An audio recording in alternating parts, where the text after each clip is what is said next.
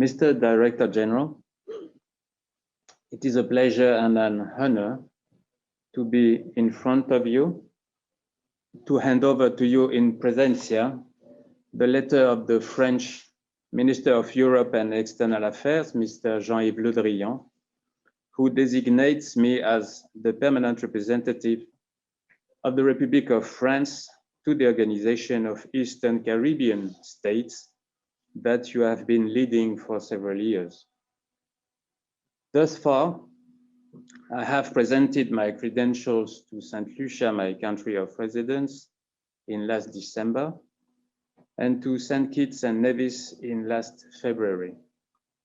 I am due to present my credentials to St. Vincent and the Grenadines and to Antigua and Barbuda in April. My schedule is still pending for Barbados, Commonwealth of Dominica, and Grenada. After the recent adhesions as associate members of our territories of Martinique and Guadeloupe through their respective executive councils, I was instructed by my government to contribute actively to the further strengthening of the sub-regional cooperation between these two territories and the Eastern Caribbean countries. OECS is the perfect institutional instrument to do so. From a French point of view, we would like to focus in particular on economy and trade, green economy and energy, and more widely, on the consequences of climate change. We already work together, inter alia with the implementation of our bilateral RePlast project concerning the recycling of plastic bottles, and we look forward to continuing with the OECS through AFD, Agence Française de Développement, and EU fundings for the implementation of the second phase of RePlaced in St. Lucia as well as in other states of the region. But we are also interested in the valorization of sargassum, which are invading many seashores on the Atlantic coast of the Caribbean from east to west, and in the management of geothermal projects in St. Kitts and Nevis and Dominica. In the health sector, we are taking part in the CARE Interreg 5 project, and we are longing to contribute to the elaboration of its continuation in next June. Still in the health sector, we have a very effective and pragmatic bilateral cooperation between the CHU Hospital of Martinique, known to many as La Ménade Hospital, and Victoria Hospital in Castries for the treatment of COVID severe cases.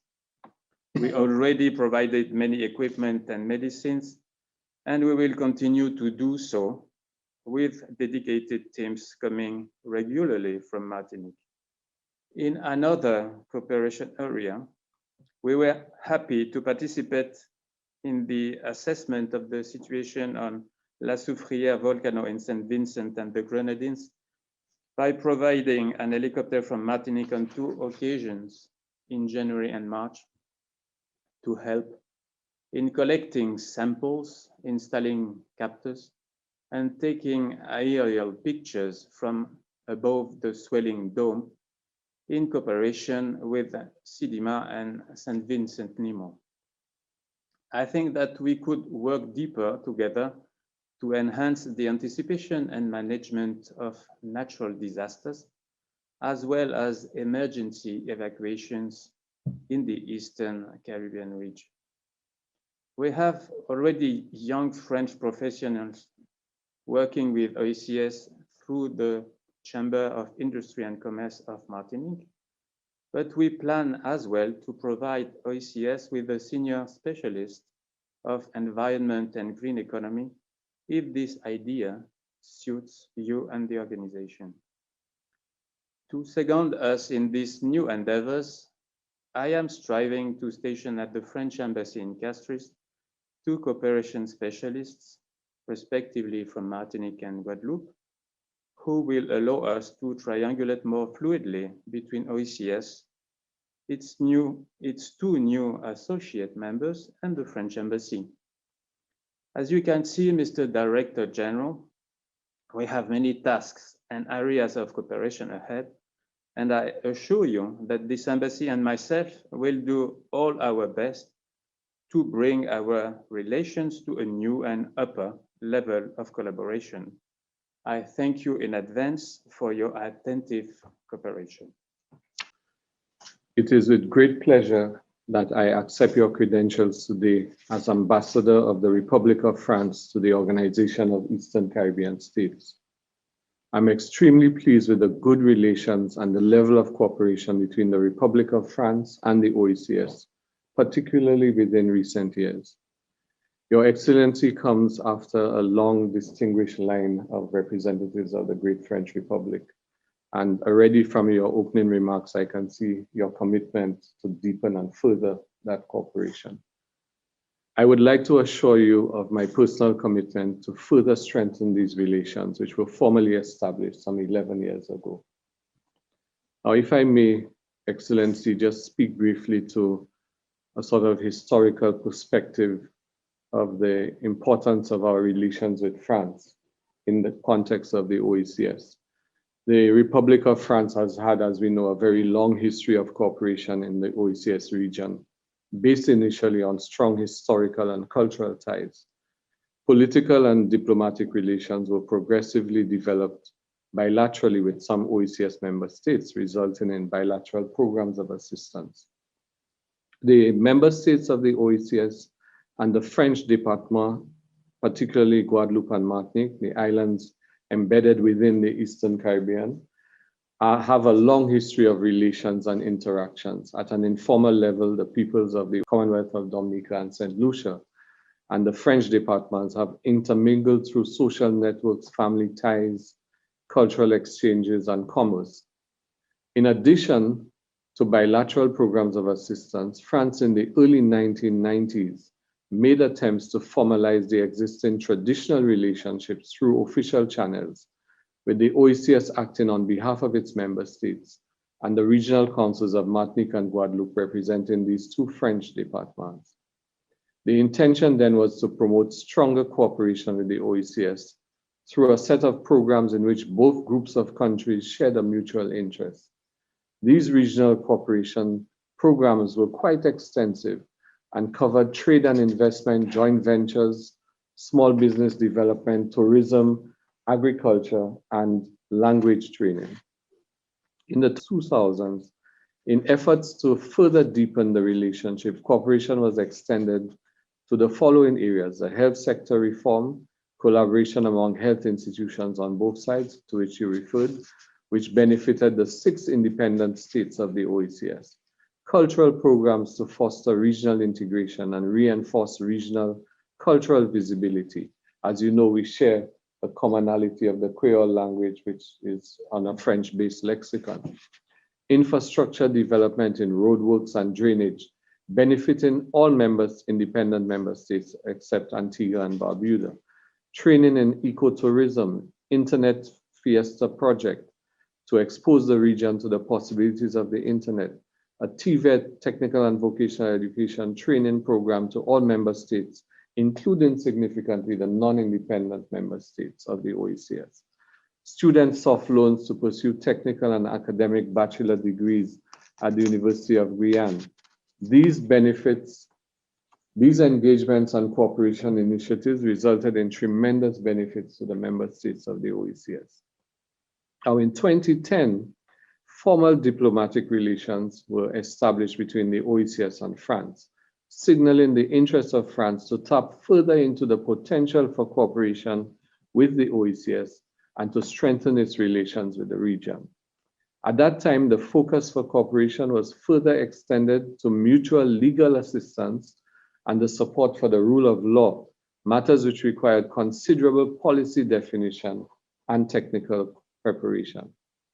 In recent times, however, the focus of cooperation has shifted, with attention being paid to new and emerging areas of concern that requires the region's attention. In that regard, we had the following extensive cooperation programs. And I must record, Excellency, the gratitude and appreciation of the OECS for the tremendous benefits that have accrued to member states as a result of the successful implementation of the following programs. The REPLAS project, to which you referred, an initiative that, as we know, seeks to create a sustainable economic model for the management and recycling of plastic waste in the Caribbean, particularly between the OECS member states and the French regions of the Caribbean. Interestingly, I'm sure some persons participating in this webcast may know that the Caribbean on a per capita basis is one of the largest generators of plastic waste. So the importance of this for our ocean policy, maintaining blue oceans, clean oceans, maintaining our fisheries stock is really important. So this is not just a matter of collecting plastic waste. The key objectives of the pilot project have included setting up a system for the collection and management of plastic waste, supporting local recyclers to export plastic bottles from St. Lucia and eventually the Caribbean to the CIDREP plant in Martinique for recycling, raising the awareness of the OECS population of ecological issues. And we've seen from Saturday to Saturday the increasing scope and reach of this project with the population. We are now talking about moving this now to the wider OECS footprint. Critically, there's also the matter of linguistic exchanges and innovative learning project, ELAN. The overall theme of ELAN is to build human capacities through student and professional mobility and through a better command of foreign languages. A major objective is to enhance exchange programs, mainly among students and professionals, to reinforce the mastery of the languages spoken within the region. And in fact, even as we speak, we have a cohort of students in the ELAN program in Martinique, getting embedded in immersion in the French language. And then there's the CARES project, Cooperation Accessibility Referrals E-Information System. It's a €5 million project co-funded by Interreg under the European Regional Development Fund and the European Development Fund. The project, launched in 2018, aims to better structure health cooperation in the Eastern Caribbean and was expected to be completed by December 2020.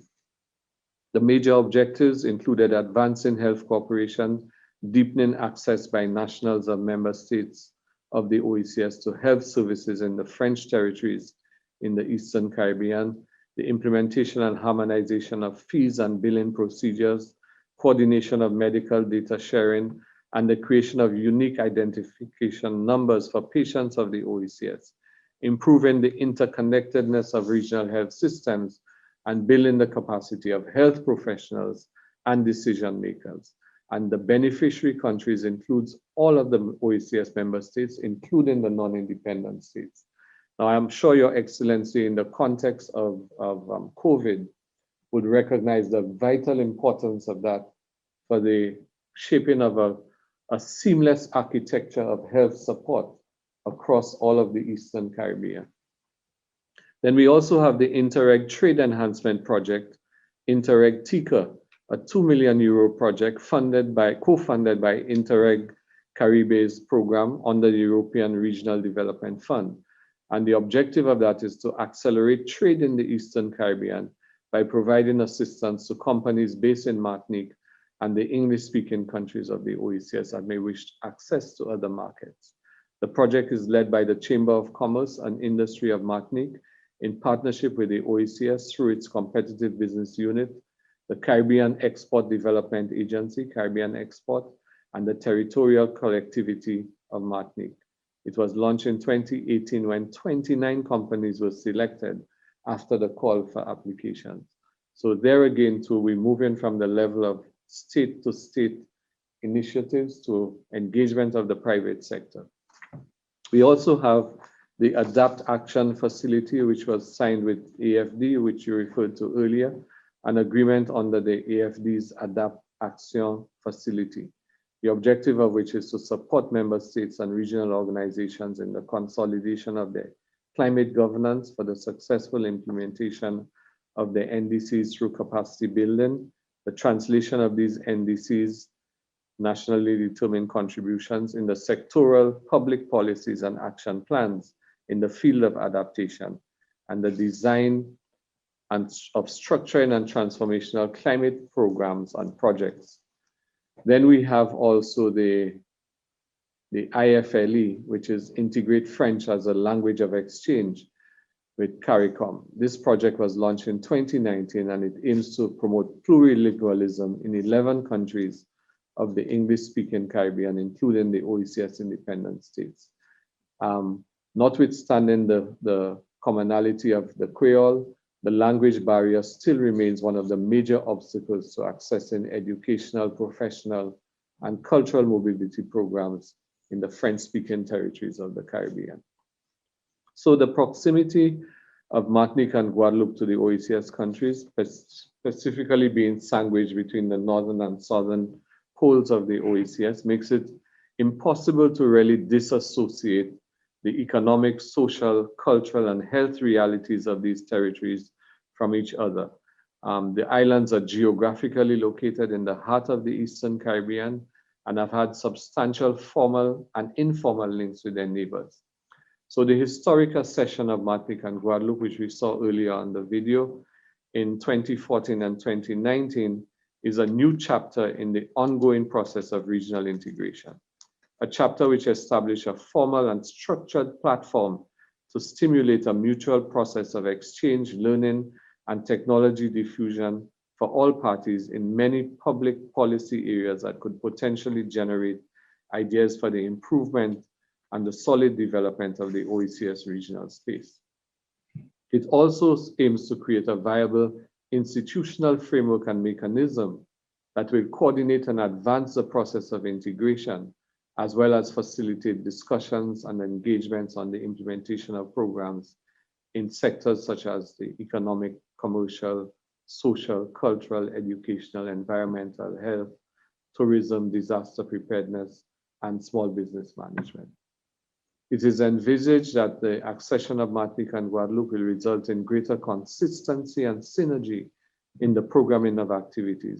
And I think the initiative that Your Excellency, even prior to formally assuming the responsibilities, had already initiated, that you spoke to earlier, about having the cooperation persons located in the French embassy. We have also historically, the commissioner for Martinique, had been given an office here as well, and we retain the access. They will retain access to our facilities as well.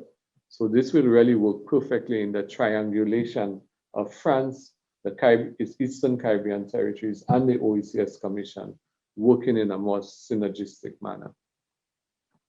Excellency, your credentials are being presented at a time of global uncertainty resulting from the COVID-19 pandemic, which has captured the attention of every nation. In the midst of this, there appears notwithstanding a reason for optimism, excitement, and celebration. We are approaching an exciting time in the history of the organization. On June 18th of this year, we'll be celebrating our 40th anniversary.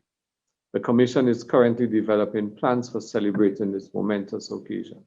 And I may add that one of the things that we'd like to see embedded in, that we are planning to embed in the celebrations now, is the linguistic dimension, that the participation in the celebration, the language of the celebration must not only be English, but include French as well as Creole.